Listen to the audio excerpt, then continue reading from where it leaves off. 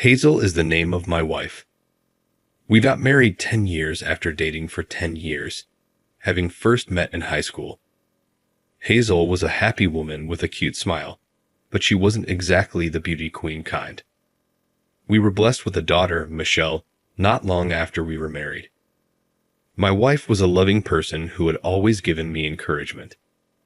Hazel was working part-time at the time and taking care of our child and my mom, who was living with us, as she battled cancer. Though I hoped she wouldn't put in too much overtime, she kept working to support our family's budget. She would leave my mom with a visiting nurse, drop Michelle off at daycare, and go to work. She would constantly say, "It's better to eat healthy," and she would go food shopping to prepare home-cooked meals, regardless of how exhausted she was. On my days off, I pitched in around the house and, if feasible, drove my mom to her doctor's appointments. My mother passed away after 3 years of this life. Following the burial, Hazel vanished out of nowhere. We had just begun to settle down at this point. A letter that she had left behind. The letter expressed regret. "Divorce is what I want. Don't look for me, please." All she took with her was the bare minimum. I had no idea why she had left. My mind could not comprehend what had occurred so abruptly. When I immediately contacted her cell, all I got was a message stating that the number was out of service. Is that possible? Had she absconded with someone? Though I couldn't imagine she would have an affair, the thought did enter my mind. As usual, Hazel remarked, "I will always love you and Michelle," the night before she vanished. I was completely taken aback by her abrupt disappearance. I would have wanted to talk to her about it if there was something that was so serious that she wanted a divorce. It was unbelievable to me that a single letter would be the end of it all. I felt a wave of frustration go over me. I pondered whether there was something about me that didn't satisfy her. Admittedly, I didn't appreciate her commitment. She was always there smiling, so I never really thought she might be having problems or had a change of heart. There was so much regret. I believe I cried until my eyes dried out. We've been waiting for Hazel to return ever since, but she never did. I tried phoning all of her pals, but nobody had any idea of her location. Hazel mentioned that she had a sister who was living overseas, but they hadn't seen one another in a while. Nor did I have her contact information. She had no family left because her parents had died when she was a little child. Nobody was there for support. What happened to her on Earth? Why did she walk away? I was finding it harder and harder to decipher what Hazel was thinking. Still, I never went through with a divorce because I wanted to have faith in her. I've been parenting Michelle by myself ever since. Not to boast, but she turned out to be a nice kid who never went rebellious. Michelle is an excellent chef. Her scrambled eggs are delectable for breakfast. It tasted a little like the scrambled eggs my wife used to prepare, but in a soothing way. Michelle started to look more and more like Hazel as she developed. Her casual mannerisms, her wide-open lips in moments of surprise, and her smile, which was concealed by her narrowed eyes, were all reminiscent of Hazel from her school days. It makes me think of her, and seeing my kid made me feel as though my heart would break. Michelle approaches me with a broad smile and says, "Get over your sadness, Dad. Go ahead, smile." Her face reminded me so much of Hazel's, and it made me feel really sad. Michelle was the one reason I had to survive. I doubt I could have gotten over the shock without her. Michelle completed her middle and high school education at neighborhood schools. Instead of attending college, she entered the workforce. She may have given up on college because she didn't want to bother me, but she is a gentle person. I never made it up the corporate ladder as a low-paid salaried worker who wasn't very competent at his job. I'm still a normal employee. Considering how hard my daughter is working, it's very pitiful. Michelle continued to live with me even after she started a career and moved out on her own. "You can live your life the way you want," I would always tell her.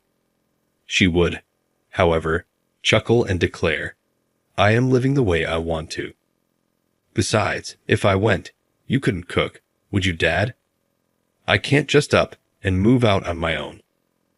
The fact that she decided to stick by my side made me very happy. However, Michelle will eventually meet and marry a beautiful man. I get sad occasionally, even if it's still in the future. This year, my daughter turned 20, and we got a letter on her birthday. It was addressed to Michelle and me and came in a sweet flowery envelope. I noticed that Hazel's name was scribbled there when I looked at who it was from. I stood there stunned as Michelle emerged from behind me. "Mom," muttered she. When we opened the mail, we discovered a note written in Hazel's recognizable penmanship. Without a doubt, Hazel wrote it. Her writing is exquisite and feminine. We carefully reviewed the letter. "I apologize for leaving you so quickly. I bet you're mad at me for being so self-centered. Considering how much you two must have worried and endured, I am overcome with regret." Tears ran down Michelle's face and mine as we read. "There's something I want to give to you both," the letter said. "Please go visit Claire. It's with her." Hazel's twin sister is Claire. Years had passed since she moved overseas, and Hazel claimed she hadn't heard from her. But the letter had Claire's contact details. Claire answered the phone when I called, seeming both relieved and a little dejected. "I'm happy you got in touch with me," she said. In her letter, Hazel mentioned that she has something to offer us. I inquired, "Now, where is she?" Claire said simply, "Let's get together and talk." A few days later, Michelle and I visited Claire's apartment after obtaining her address. She appeared to have come back from overseas a few years prior. We greeted each other and were then shown into the living room.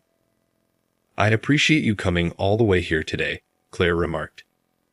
She said, glancing at Michelle, "You've come a long way. You resemble my sister exactly." My heart nearly broke at what she said. "Where is Hazel?" I asked. "We'd like to see her." "I'll take you to her," murmured Claire, casting a downward glance. "When we arrive, I'll go over everything." We arrived to a major hospital after she drove us for around an hour. I ignored it and thought, ***, what does this mean? Is Mom ill?" Our brains were racing. Claire told us that Hazel had early onset dementia, her face sad. Hazel couldn't bring herself to inform us that physicians had recommended she be admitted to the hospital and undergo rehabilitation. She didn't want to be a burden to us, or for us to see her progressively lose sight of her own family, which is why she left home. The truth, she reasoned, would only make me more anxious. Hazel chose to leave us for that reason, which is why she was admitted to the hospital. The only one who knew about it was Claire. When I learned that Hazel's illness had gotten so bad that she had lost the ability to recognize even Claire, I immediately started crying. Michelle was also in tears. It appears that on Michelle's 20th birthday, Hazel begged Claire to deliver the letter before she forgot about her family. Claire produced a ring and a necklace from a tiny jewelry box she had taken out of her purse. Claire said, "She asked me to give these to you too." Hazel had always loved this necklace, and it was a gem. When we went on our first date as students, it was the first item I bought for her. What about the ring? Our wedding ring was in it. With my pay, I was unable to purchase anything luxurious, but Hazel has shed many happy tears and exclaimed, "Thank you, thank you." "And this one too," Claire said, passing us a letter. It was full of memories from a vacation we did as a family, including the time I fell over in another amusement park and made a fool of myself, and the time we went to an amusement park where Michelle got too excited and hurt herself. While she still recalled, Hazel jotted down these memories. When Michelle turned 20, she asked me to bring this letter, the necklace, and the ring. Claire clarified that Hazel had given Claire, her sister, her sentiments and wishes.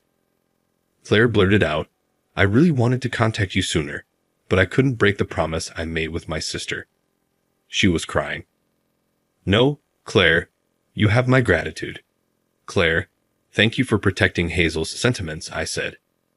Thank you, Michelle added in appreciation. So it was that we were able to see Hazel again after 10 years. Claire opened the hospital room door and saw an elderly Hazel with gray splotches in her hair. Hey, hi there.